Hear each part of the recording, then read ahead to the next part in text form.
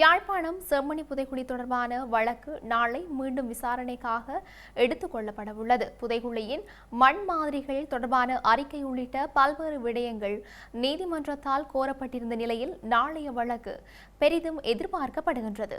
செம்மணி மனித புதைகுழி மீதான இரண்டாம் கட்ட அகழ்வு பணிகள் தற்போது இடம்பெற்று வருகின்றன. இதுவரை 147 எண்பு தொகுதிகள் அடையாளம் காணப்பட்டு அவற்றுள் 133 எண்பு தொகுதிகள் மீட்கப்பட்ட நிலையில் இரண்டாம் கட்ட அகழ்வு பணிகளில் இரண்டாம் கட்ட நடவடிக்கை முடிவிற்கு வந்திருந்தன.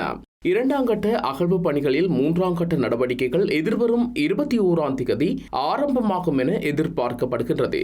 இவ்வாறான நிலையில் செம்மணி புதைகுழி தொடர்பான வழக்கு நாளை யாழ்ப்பாணம் நீதவான் நீதிமன்றத்தில் மீண்டும் விசாரணைக்காக எடுத்துக் கொள்ளப்பட உள்ளது. செம்மணி புதைகுழியின் மண் மாதிரிகள் உள்ளிட்ட பல்வேறு அறிக்கைகள் நீதிமன்றத்தால் கோரப்பட்ட நிலையில் நாளைய வழக்கு பெரிதும் எதிர்பார்க்கப்படுகின்றது.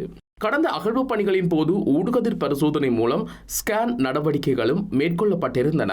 அது தொடர்பான அறிக்கையும் நீதிமன்றத்தில் சில வேளைகளில் சமர்ப்பிக்கப்பட வாய்ப்புள்ளதாக கருதப்படுகிறது.